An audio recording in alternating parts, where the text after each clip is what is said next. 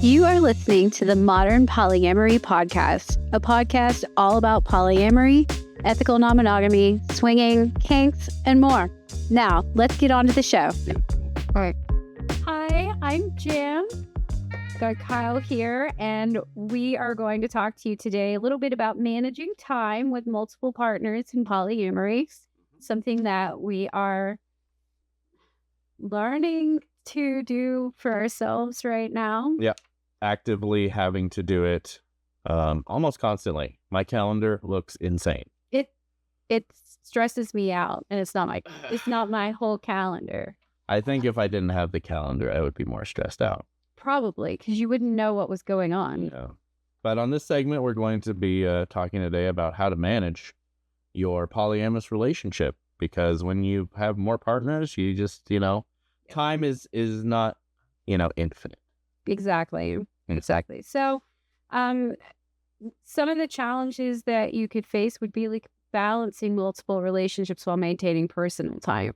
Right. So, for me, this works out a little bit easier because my personal time is actually spent away. I'm a college student, so when I need personal time, I just have to take it. And I have school, so I don't know. I feel like I have enough personal time that when I don't have to do school or work, Sure. then I'm open and down to want to hang out with my partners. Yeah. And it's like, I do multiple jobs and have multiple partners. So Right. it's essential for me to actually schedule time for myself. Right. Because if I go into burnout, I'm no fun to be around. And then ensuring no one feels neglected. So how do you go about doing that? Make Sure. sure that nobody feels neglected. Yeah, and it's like when you have a calendar and everybody can see it, you can, like through Google Calendar or something like that, you can keep all these dates and everything transparent. So if you're really spending a lot of time with someone over someone else, that's something that could be discussed, kind of like receipts. Sure, yeah. I think it's really good because you can go back to a week, and if somebody says like that week was kind of a mess for me, like it's not working out that way, you can go back and kind of see where you messed up, or not messed up, but like where you could have done better. Yeah. Improved on it. Yeah.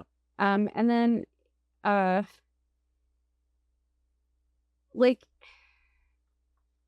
it says small meaningful moments can be just as important as long dates, and I think that that's true too.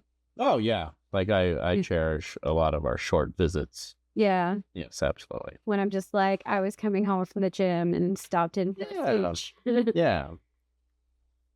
And then and a calendar definitely helps you plan that out, because you know where everybody is, what they're doing, if somebody's at work or not, and if you have 3, 4, 5 boyfriends.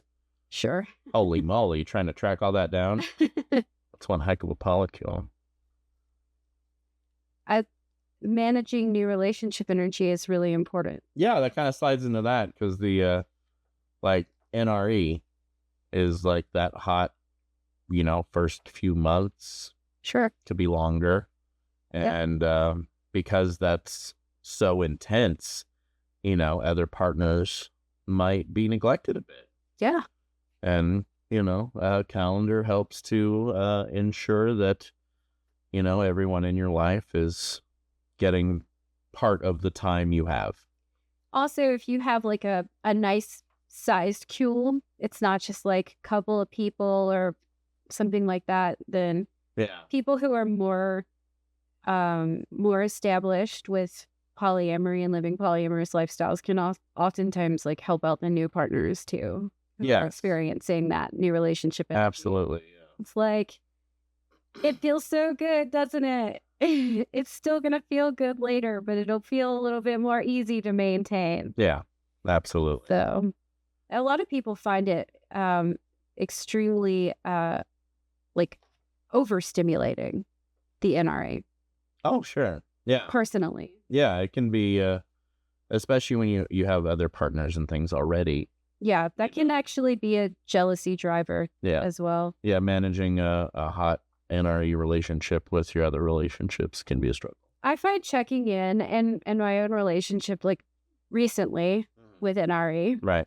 checking in and saying like, listen, I just want to appreciate you for giving me time to kind of figure out my feelings and, just making sure that your partner, your already established partner knows that like you see that they're kind of giving you more time to establish a relationship, and then things even out. Absolutely. And, of course, as we mentioned earlier, like Google Calendar is a great way to keep in contact with this. It doesn't quite integrate great with iOS devices. It's true. But it does, versus the other way where, Android users like me. We can't be monogamous with Android. Yeah, we're not compatible. But of course, if, I'm sure there's other tools out there that could work well for that. There probably are. Like Microsoft Outlook has a great shared calendar situation. That's true. And then, of course, if you're all living together, a whiteboard or even like a physical calendar. Let's talk about that for a little while, like nesting partners. And like... Well, that might be a whole other episode. Well, what I mean is... Or like, a segment. When I spend time away from home... Right. There's a little bit that goes into it. A negotiation happens, and it's just a small microscopic negotiation because it's already an established thing that we do this. Right. So I think, being able to negotiate, and both partners have to be on the same page when you're negotiating these things, because it's like, it's not just you saying, I'm doing this, and they're just like, I'm doing that. It's, I would like to do this. Is this going to be okay for you? Do you have everything that you need? How can I make this, so that, because, your partner that you live with is spending time alone. Sure. My personal, like my husband, my nesting partner, he has no problem spending time alone. Sure. Right. Yeah. And every relationship is different. So that would definitely have to be communicated when you're like, hey, I want to make plans with so-and-so. Right. Do this. And, is that cool? Yeah. Earlier on in our polyamory, I had a partner who had mentioned that they wanted more overnights, and we had never talked about that before. So it was just kind of like, how do you feel about me spending the night overnight with this partner? And it's just like, yeah, we could do that. I mean, obviously I wouldn't want it to turn into you moved in with them. Yeah. But you could definitely like spend some time. That's okay. Yeah. And the calendars are a different situation for me because I'm a hinge partner. Right. To multiple people. Right. Where they have their own, live-in partners and things like that. So for me, when dates are made, it's a great way of me communicating with everybody where I'll be and what I'm doing.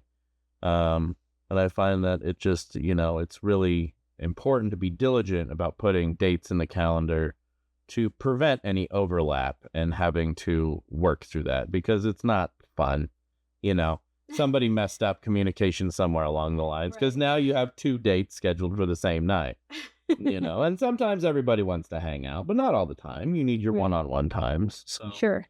The calendar as a hinge is absolutely essential, where as soon as I got a new invitation to something, I go, oh, yep, I can do that. I put it in there right away, and then everyone has access to the calendar and they can see that right away. Yep. Good. So I think that's good. Excellent. Yeah. Well, thanks for watching. Yeah, thank you. We'll have more great polyamory segments coming at you at Modern Polyamory. Yep. Have a good one. Jan. Hi. That wraps up our first segment. Coming at you, we have more polyamory. Stay tuned. Hey, everybody, we're back on Modern Polyamory, and we're going on a dating safari. Online dating. Dating apps. The jungle out there. It is. And it's a different kind of jungle, depending on whether or not you select the M or the F on the apps. Or sometimes there are more options. Sometimes. Yeah. If it's a good app. I think a good app has more options. I agree. But let's stay on track here. What do we think is the best dating app The best for dating polyamorous people? I really like Field. Yeah. Yeah, I like Field because it pre-vets people. It's like a app for polyamory, kink, arranging, group sexual encounters or finding people like that. So it's already kind of built for polyamory relationships. I love that. So I come from Tinder and things of that nature. Right. And I'm not really a Tinder girly. Right. Like I'm not a hookup girl. Sure. But Tinder does have the option to label yourself non-monogamous. You can also tell Tinder you're just looking for friends, but apparently that's just not a real thing. Right. But Facebook dating also has for sure that friend feature. And I find that that's just kind of maybe a more, what's the word? Demure way to dip your toe in and be like, hey, maybe I'm looking for a relationship. And that's for, both monogamous and non-monogamous people. Absolutely. But I also feel like people on Field, people's actual bios are more thoughtful. Sure, yeah. It's actually like because they can be open about it. Right. And there's especially on Field, there's a section where you can list the specific types of non-monogamy you're into, or even what types of kinks you're into, so you can match better with people on that. I mean, at this point, I think we should be sponsored by Field. Right. I mean, if y'all want to send us the money, song. Absolutely. So, but regardless, I mean, outside of Field, what are some important things to make sure you mention in an online dating profile as a non-monogamous person? I think as a non-monogamous person, it's very, very important to go ahead and identify as non-monogamous in some way, whatever way is the most honest. Yeah, it's definitely important whether you're on Bumble or Field Field will get it, but Tinder, OkCupid, Facebook dating, you got to mention that you are non-monogamous and that so you don't mislead anybody. Yes. It's the way these apps work these days. It's that whole, swipe left, swipe right, card-based system where you can't exactly, look through people. So you kind of have to make a judgment, and you just get into the habit of just snap judgment by look. So it's important to label that. So later on, if you do match, people can see that and then potentially avoid getting involved with you and not want to. Have you ever dated a monogamous person? Have I? Yeah. Like off of a dating app? Yeah, definitely. Yeah. How did it work out? I mean, I've been using online dating since the AOL days. Sure. I am an old ASLer. Yahoo dating. Oh, absolutely. In the 90s. It was. For sure. And that was the Wild West of dating. The Wild West. Yeah, because you could look up people by where they lived and their ages and things like that and just get a full list printout. Now, thanks to the Match Group, most of these dating apps are all this kind of, you don't get to browse anymore. And I think that's made dating really more... There's a money grab involved in there, yeah, too. It feels like a gambling addiction type of thing. And you're only allowed to swipe so many times. It's very different on, the male side versus the female side of dating. Yes. I have 160 likes on Field. I don't know who these people are. It said 193 the other day. No, it said 143. It's a lot. It's still a lot. Do you want to know how many I have? 4. And I also pay for the Majestic upgrade. Yeah, see, I don't pay for that. So I just have this list of people that I don't know. And I am this adorable on my profile. He really is. So I don't know what's going on there. I also like, and like you said, Field should write us a check, but I also like that you can list your partners. Yes, that is a fantastic thing. You can even list multiple. Yeah. If you have a massive polycule, you can really have it. Because you can't even be Facebook official with your poly partners. Sure. What? Only be with one. Yeah. It's very monogamous. Sure. I think we're missing a huge one though. Yeah. FetLife. FetLife. Yeah. FetLife is. I think that would count as online dating. They don't have an app, but. Yeah. I mean, my last ex, I met him off FetLife. Yeah, there's a lot of connections happening on FetLife, and if you're not familiar, FetLife is it looks Facebook. It looks like a website from the 90s. It really does. Yeah, it really does. It definitely has an old school vibe. It's built off like an old forum, BBC type of situation, and it's another place where you can list off all your different partners and how you're even connected, right? You know. Yeah, I also like that. So they have the thing where you can list your kinks that you're into, and like what level of into it you are, like open to try this, everything about it, and stuff like. And you can add them as well. Yeah, like new ones. Yeah. So I guess Field feels like a more user friendly FetLife. For sure, for sure. And I think that a lot of people on Field are pretty. Like all, group sex and stuff like that and polyamory aside, they're more vanilla, just like straight up sex, less kink. Sure. But. So, while you've been online dating, have you been unicorn hunted before? Have I been unicorn hunted? Yeah. No. I've been asked. No couples looking for you to fill the needs? No, not me. I haven't either. I have tons of unicorn friends, but not me. But that is something that can happen. Yeah, I've had unicorn partners with my husband. Sure. Yeah. Also, interesting enough, I guess. My best friend is a really great unicorn. She loves that. Oh, yeah. It's all the power to the unicorns. Yeah, for sure. Absolutely. And there's also, of course, online dating has all of its pitfalls.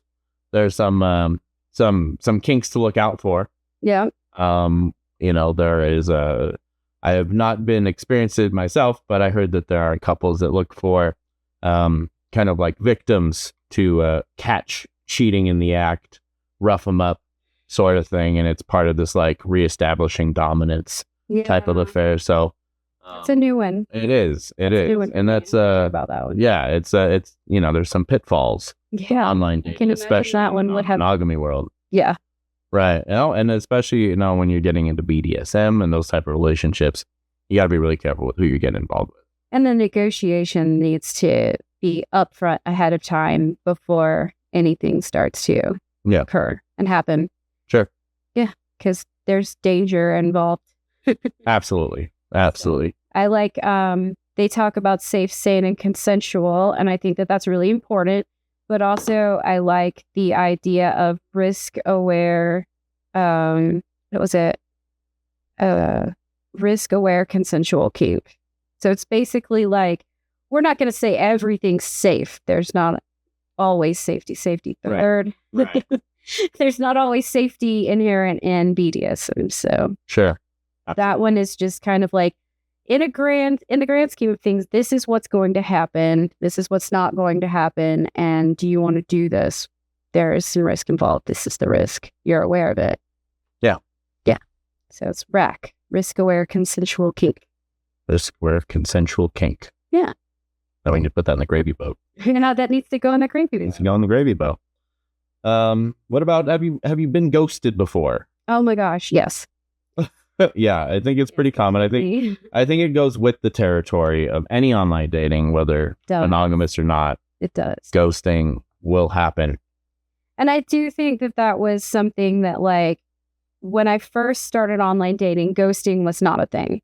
No. You didn't ghost. You just stopped talking to someone, but you usually had like a dismissal time.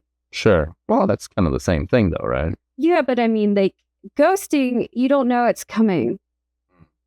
Like, and then all of a sudden that person that you're talking to, they're just gone. I mean, I feel like I've been ghosted since the 90s, when sometimes you just don't get those replies back. Yeah. What do you have any techniques of dealing with like those extra persistent ones? You just go straight, just block them.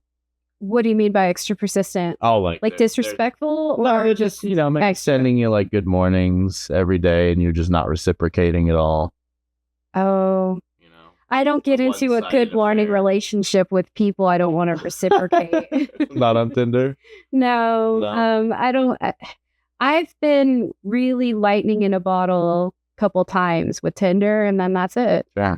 I haven't really dated around. I had one wild experience where I made a date with a guy. I told him ahead of time I did not want to make a date on April Fool's Day. Sure. Just seemed like a good day to get stood up or something silly to happen. Right. But he insisted that everything was fine. And then on the day of our date, had this like crazy story about his parents and family dismantling his car and hiding the parts all over town. And he had to go and find all the parts for his car. And he wasn't going to be able to make the date. And it sounded made up. I don't know if it was or not. But it's a creative story to get out of a date. For sure. And then it was the ghost afterwards that made me feel like it was a made up story. For sure. Yeah. So Absolutely. just if you don't want to go on a date, just say that. Do you think people can still successfully date outside of an app? Do you think you could find a non-monogamous relationship at a bar these days? Yeah, I think so, but I think it would depend on the bar and the night and the focus. We need some poly bars. I think that there should be like poly mixers and more of that. More social events. More social events. Yeah. For sure. I mean, viewers at home, listeners, do you think there should be some more social events? Come join us on our Discord. Yeah, for sure. Or The Discord check us out on social. The Discord has been great. I get up every morning and refresh with like a different question for us to focus on. And yeah. We definitely want these conversations to be excited. For sure. So if you have input. For sure. And we're always looking for people who want to come join us and talk via the internets. Absolutely. Yeah, we have some creative ideas for doing interviews coming up that we think you might enjoy.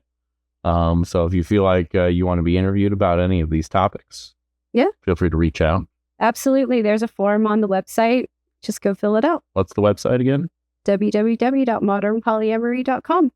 www.modernpolyamory.com. Yep. Absolutely. Well, I think that wraps this one up. This wraps this one up for sure. Well, thank you so much for staying tuned and enjoying our ramblings. There will be more. There will be more. There will be more. And some of the things that we talk about will be a little bit more sensitive in nature. And for those topics, we'll have one of my dear friends, Tweety Noonan, and she's going to be our mental health professional. Okay. To kind of make sure that everything's good. Sure. Yes. Healthy. Because this is, a lot of these intense relationships can cause some intense emotions. For sure. You want a professional around. Yeah, absolutely. Hi, I'm Jan, and here comes more Modern Polyamory. Hey, everybody. We're back with the Modern Polyamory Podcast. I'm Kyle, and with us, as always, is our lovable host, Jan. Hello. And we have the gravy boat of poly terms, episode 1. In this boat right here, we have dozens and dozens of poly terms that you may know and may not know. And today we're going to pull a few out of the hat. So get excited.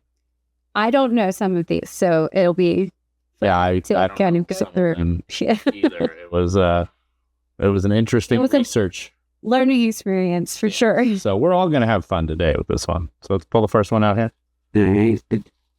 Get one from the bottom. Uh-oh.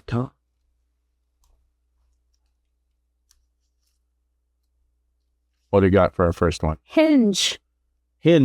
What is a hinge, Jan? So a hinge is the central person in a V relationship, like V-shaped. Mm-hmm. So you have two partners, then they're all both seeing the same partner. So that partner that they're seeing is the hinge. You know about being the hinge. I'm familiar with being a hinge. I am familiar with being a hinge as well. Yes, absolutely. All right. So we got hinge. All right. Coming up for our next term, Jan. Closed polycule, polyfidelous relationship.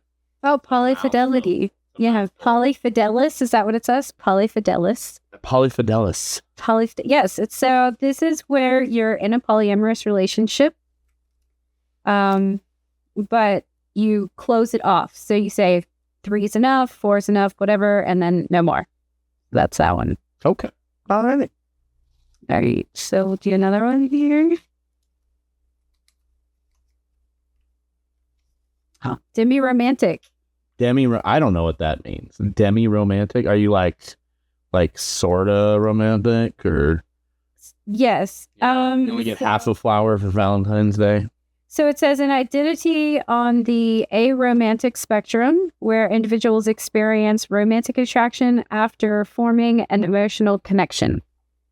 So I think a lot of people would say that they were demi-romantic if they had that jargon in their life, because I don't know, is romance like, you have a connection with someone, right? Sure, but there's a lot of relationships where they don't necessarily need that connection, or maybe the kink is revolved around not even having that connection. But personally speaking, I like a little romance in my life. You just think like I'm very demi in general. Sure. Like I like a connection. I need a connection. Absolutely. But of course, if we're here to yuck nobody's yum. Exactly. If you have an ethical way of loving others. Yeah. That maybe not is so intimate. Yeah. That's cool too.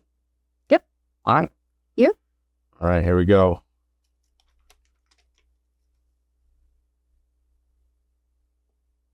OTWA. OTWA. What is this? TWA. We found some new ones in our research. This is only tell when asked. So this is kind of like a variation of the don't ask, don't tell. What? Don't ask, don't tell. Don't ask, don't tell. Yeah, in that order. Some people don't want to know the details. So is it the same? Only tell when asked? I don't know. Like, only tell when asked to me says, like, if you ask, I will let you know. Yeah. But in a don't tell, don't ask, don't tell. Right. Then you just don't even mention it, even if they ask. Okay. Like, it's like Men in Black, CIA stuff. Don't ask, don't tell. If they ask, you're just like, boom. There's a reference there for you, kids. Oh, this one's just easy. Bisexual. So most people... Bisexual. I'm a bisexual. Most people know bisexual is having sexual attraction to one's own gender and other genders. Yeah, I feel like that one's pretty common these days, but of course, sure, if it's new for you, it's... I also think that a lot of people are identifying maybe a little bit different, because bisexual is assuming a binary, and we're dismantling binary thinking in a lot of ways. So people are choosing to identify as pansexual. I'm old, so I still consider myself bisexual. Right. Yeah. It is just the tip of the terminology iceberg when it comes to sexual identities. Sure. For sure. Sure. So expect more fun topics on that iceberg. Yeah. For sure. So do we keep doing Gravy Boat? Yeah. Yeah? Okay. Yeah, let's do another one. Let's do another one then. Let's do another one. I think I'd go on twice, but it doesn't matter. Okay. Dom-sub relationship. I said we would do some kink stuff, because a lot of this polyamory stuff gets to sort of involve BDSM and other kinks in the great Venn diagram. So to leave that out would be, sure, I think, doing the community a disservice. So, Jan, well, I think that in general, like polyamory. What's a dom-sub? Before you get to it, what's a dom-sub relationship? That's where one person is dominant and the other person is submissive. So the dominant tells the submissive what to do, and they do it in a nutshell. Yeah, and it's like there's a gratification from it. There's a lot of benefits to dom-sub relationships in polyamory, because you may have a very steady relationship with a primary partner, and then they're not really into the dom-sub relationship, but right. You might be. So polyamory allows you to kind of experience and express yourself in that. Yeah. One of the many benefits, right? Yeah, for sure. I've always found that the benefits outweigh The risks. Well, I mean, I guess the added challenges. For sure. Yeah. Let's see.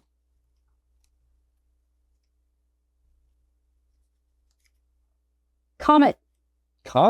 This is a fun new one. So a comet is a long-distance relationship where partners meet in person rarely, but maintain a connection akin to a comet passing close to Earth periodically. So like someone who comes around once in a while. For sure, yeah. Like a comet person, you may only see them like once or twice a year, or it could be a situation where you have like a standing trip 1 month. You go to them, 1 month they come to you. Sure, yeah. But this is not somebody who's a part of your life all of the time. Right.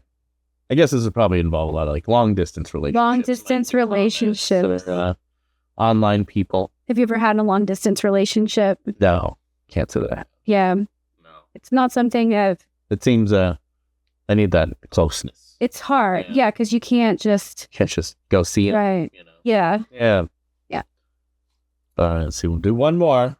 We'll probably wrap this episode up. I can't see the timer from here, but this feels like a good one. It feels good. Yeah. It feels good. Yeah. Oh, here's an important one. One of my favorites. It is one of my favorites. Compersion. Oh, that's a big one. It's a huge one. We could do a whole episode on compersion. We totally could. Yes. No, we should. But we should. Don't leave them hanging. What's compersion? Compersion is the feeling of joy from the joy of your partner. Yeah. That's how I always describe it, is joy from seeing the joy with your partners. Yeah. Loving the love. Love the love. Loving. A lot of love. A lot of love. Polyamory. Many loves. Well, that wraps up the first installment of the Gravy Boat of Polyamory terms. As you can see, it's only been a dent. Right. There's plenty more to go through. And in any kind of new relationship science, there's always going to be new jargon. And as we get new ones, I think we'll fold them up and put them in the gravy boat of love. But yeah, it's not a closed gravy boat. No. It's an open gravy boat. It is open to growth. It is open to growth. Of knowledge. Everyone should be open to growth like the gravy boat. Absolutely. All right. Thanks for watching. Bye. And that wraps up today's episode of Modern Polyamory. Jen, what do we want people to do from here? From here, it would be really cool if you wanted to get in on the communication and get in on the conversation. You can try joining our Discord server. Absolutely. The invite link to that is on our website, www.modernpolyamory.com. And be sure to check us out on Facebook, Instagram, TikTok, Blue Sky, Threads, TikTok. Yes, we said that one. Yes, we did say that one, but it's okay. We can say it again. Sure. TikTok. We'll see you there. Thanks so much for tuning in. Bye.